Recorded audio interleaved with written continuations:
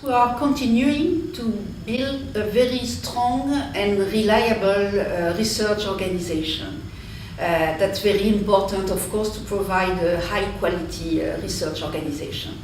And for example, last year we got ISO certification, and during those last year we have been audited by all major companies, and all audits have been successful.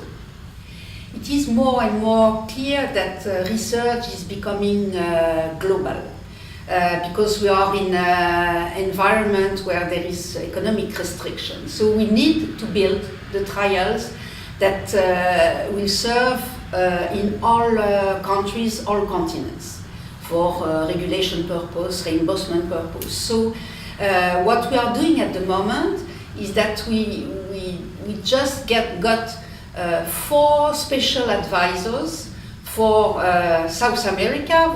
We have Dr. Abizaid, Alexander Abizaid. For China, we have Jumboji. For Japan, we have Professor Saito. And for the US, we have Professor Krukov. This will help us to make the trials that are adapted to any regulation worldwide. There are going to be some major changes in bioresorbable scaffolds coming up. There are a lot of companies now making scaffolds with struts that are only 100 microns thick, compared with the first generation, which were 150 microns or more. So these new generation devices are going to be much more easily delivered. The strut thickness is very similar to that of a contemporary metallic drug-eluting stent. So and it looks like there are going to be specific advantages from bioresorbable scaffolds, and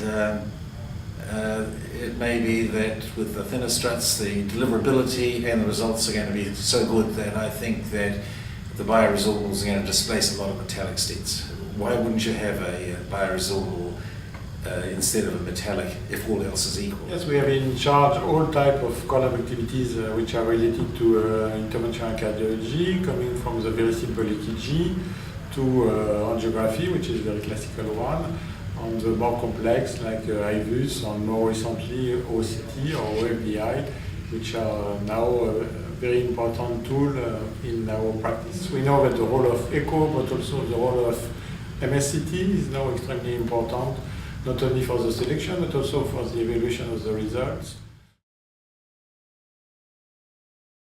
Right. It's a first, and it's a first in 3 different ways.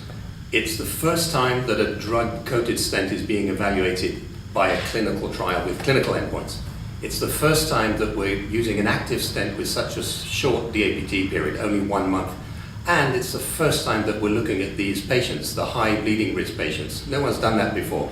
And we're going to find out a lot about these very complex patients with a lot of comorbidities. So yes, that's why it's a very important trial, we think. We're going to present that data for the very first time at PCR this year. These patients, because of their high bleeding risk characteristics, end up being quite a lot older. They're about 10 years older than an all-comers trial. They have a lot of comorbid conditions: heart failure, renal failure, cancer, anemia, recent bleeding, future surgery. And 25 to 30% of them have need for long-term anticoagulation. So they are distinctly a different population, and we know that they will have significant bleeding complications. And so, of course, the necessity to reduce the DAPT in these patients is really crucial. They've never been looked at as a group because of their bleeding tendencies. So we will find out a lot about these patients for the very first time thanks to this trial. Of course, it'll take another few months, at least perhaps a year, before we definitely know what happens to them, but we'll be able to define already now who they are. And so we can begin to extrapolate and imagine what will happen to them. Because some people, when we started the trial, said, you'll never finish the trial, there are so few of these people, you won't manage, and they'll be too difficult to include, you're not going to succeed. We did, and we did it in a matter of a year and a half, which was a lot better than we had, some people had predicted. And so yes, it definitely exists. And for some hospitals, I would say they're probably in the range of 20% of the cath lab volume. So they're a very real problem. They've never been studied as a group, but we all treat them every day. I think we could say that, yes. It's really a kind of melting pot. We have CRAs and project managers that are coming from different countries around the world. So it means that at CERC we are able to speak several different languages, which is really a plus to be able to manage international trials. And the biggest trial we have at the moment is a randomized trial, which is on 21 countries around the world. So from Europe to South America, in Asia. Let's say CERC is not another research organization. The specificity is the funders that are very important. We say key opinion leaders, but we don't like this term, but the reality is there. So we really want to continue to use the knowledge, the experience of those people that are the funded CERC to design the trials that will make the life of our patients and our practice change.